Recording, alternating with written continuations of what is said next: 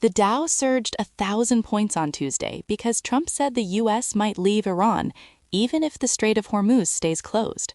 That is the contradiction driving every trade right now. Oil controls 21 miles of water that carries 1/5 of global supply, and the president signaled he may walk away without reopening it. Markets interpreted that as war's end. Strategists interpreted it as a new kind of risk. Trump posted that other nations should build up some courage and just take the strait themselves, essentially offloading the problem to allies who have no military capacity to solve it. Signum Global advisors called it extremely unlikely he would actually leave without at least a military demonstration of reopening the waterway. Wolf Research agreed.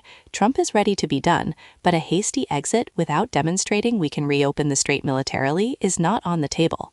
The result is a market caught between a real rally and a fragile premise.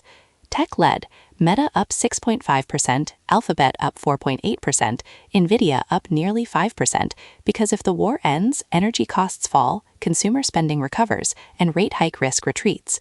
But crude remains above $100 a barrel. The strait is still closed, and Trump's public statements reversed from Monday to Tuesday on the same question. That same day, Nvidia placed a $2 billion direct investment into Marvell Technology, and the move reordered the AI infrastructure competition in a single transaction. Marvell surged 12% to close near 95, its largest single-day gain in the peer group. The investment is not just capital, it is strategic validation.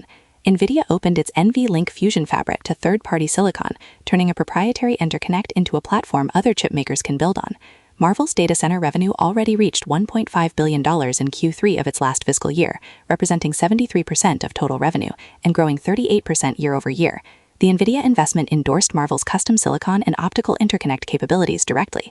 Separately, CoreWeave secured an $8.5 billion GPU-backed loan, the first AI hardware financing to achieve investment-grade ratings, bringing its total financing commitments over the past year to $28 billion. The two deals arriving on the same day told the same story. AI infrastructure spending is accelerating and consolidating around a smaller set of validated platforms. Oracle read that dynamic differently and announced thousands of layoffs to fund its own AI data center build-out, the same playbook of cutting headcount to redirect capital toward compute. The pattern across all three companies is identical. Human labor is being repriced relative to silicon, and the companies moving faster are the ones willing to make that trade most aggressively. The ground beneath the rally is less stable than the index moves suggest. The Bureau of Labor Statistics reported Tuesday that the U.S. hiring rate fell to 3.1% in February, the lowest since April 2020, when businesses were physically shuttered by the pandemic. Job openings dropped to 6.9 million, down 358,000 from January. No one is being laid off, no one is quitting, and almost no one is being hired. Navy Federal's chief economist called it a brutal job market and drew a direct line to the COVID comparison. Back then, hiring collapsed because the economy was closed by force. This time, there is no such explanation. The labor freeze arrived before the Iran war's full energy shock hit the data. February's JOLTS report predates Brent crude above $115 and gas at $4 a gallon nationwide. Kansas City Fed President Schmid warned Tuesday that inflation could get stuck close to 3% and said the Fed must be ready to act, a signal that rate cuts are off the table, even as hiring craters. Powell reinforced the bind.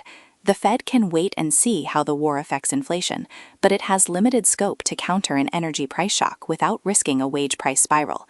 The weight of evidence points toward a stagflation scenario taking hold through Q2. The combination of stalled hiring, elevated energy prices, and a Fed unable to cut is the textbook setup.